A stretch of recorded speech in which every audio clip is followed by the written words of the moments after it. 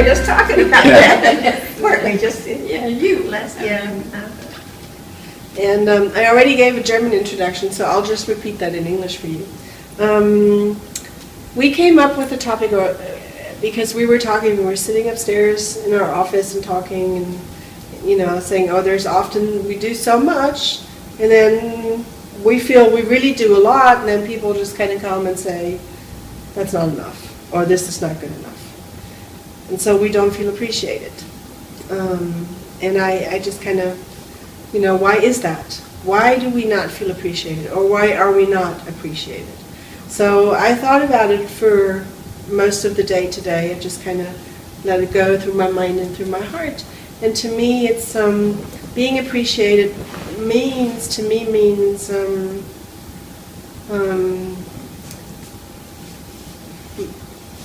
acknowledging my own worth.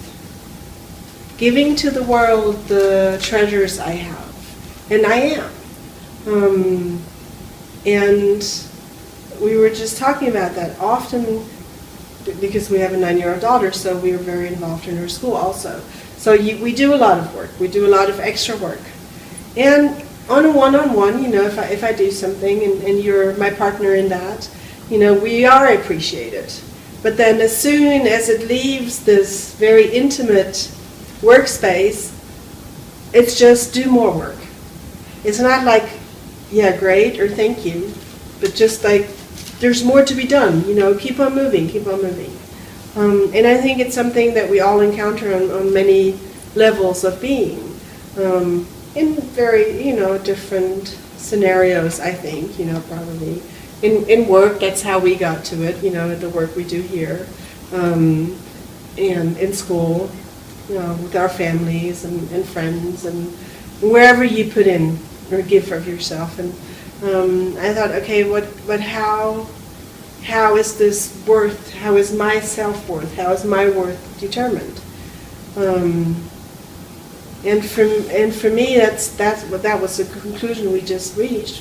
It's like if I constantly do something that does not let the light that I really am shine, then I really sell myself undervalue.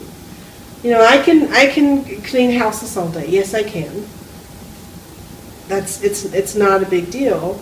And as part of a service, I will happily do that for a community or for a project or for someone who is in need. But that is not really the core of who I am. It's something I can do, but there's so much more I can actually give. There are more gifts or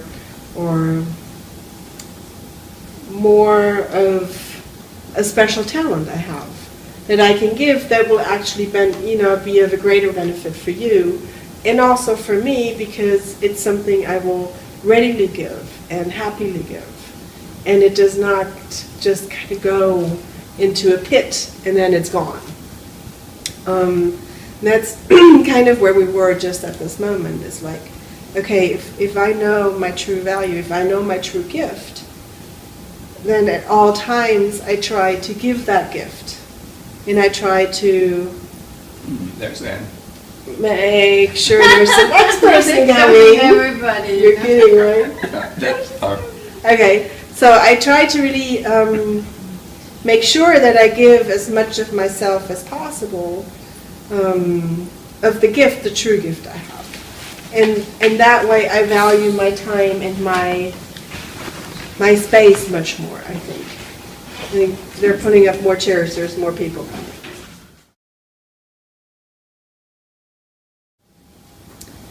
The point we're at right now, or I am right now, is understanding that if I don't give the gift that I am and the gift that I have, I will never be appreciated. I will never feel appreciated.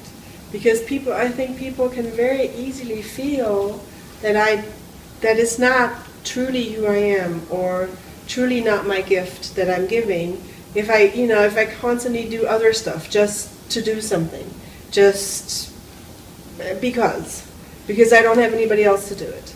So if I talk to you or you come to me, or even if we just sit around and have coffee, I think making a good cup of coffee is a gift I have. So I will make sure you have a great cup of coffee. Next time you come and you get crappy coffee, you're going to be like, don't think so. Just even on a little everyday level like that, I think we're very much asked to really share with everybody else who we truly are and our true gifts, and not undervalue ourselves so much, and not put our lights, dim our lights so much that people are not allowed to see it. I think even if I do choose to clean houses every day, I can still let my light shine completely and feel very appreciated, because I am who I am, and I will let you see that, and I will let you feel that. But if I do it and then kind of just, take back my light completely, then I can't. How can you appreciate me? Because there's nothing you can see. You can only see, some kind of outside skin or something. You can see a lady that comes in, and pushes around the mop and cleans your house, and then she goes again. But my true gift would be, I will push around my mop and clean your house and spread the joy and love that I have for you. And you will feel, wow, this is a true gift that she's given me. So I can feel, I can understand, I need to appreciate that part of myself in order for you to be able to appreciate me. And at the same time, I think if I can appreciate myself, then you can probably appreciate me. Not maybe in every aspect, because maybe you don't see or understand every aspect, but just because I'm willing to share myself with you. And I think in a world where we live with so much technology and so fast-paced and so in many ways worthless, because so many things are not worth anything anymore. Your time's not worth anything anymore. Things are not worth anything anymore. Being with each other is not worth anything anymore. There's so much, I think, worthlessness in our time, because we just live in times of great waste. Everything is a throwaway. Even if I go to a restaurant, I often only get like a takeout cup or something like that. Or we were talking about earlier, we were having, when you have lunch down here, a little bit down the road, even if you sit down, everything is served or on paper plates, or, in a takeout box. And I'm like, really? Be nice to have a nice plate. Take the time to make me feel like you appreciate me as a customer by making sure I feel this appreciation in, setting up a place that feels like inviting. You put a plate in front of me. I like having plates. I like having a proper fork and knife. I like having a glass. I will feel appreciated as a customer if you go through that effort. And if the same goes for you anywhere. It's like one of the sayings I read on Facebook was, today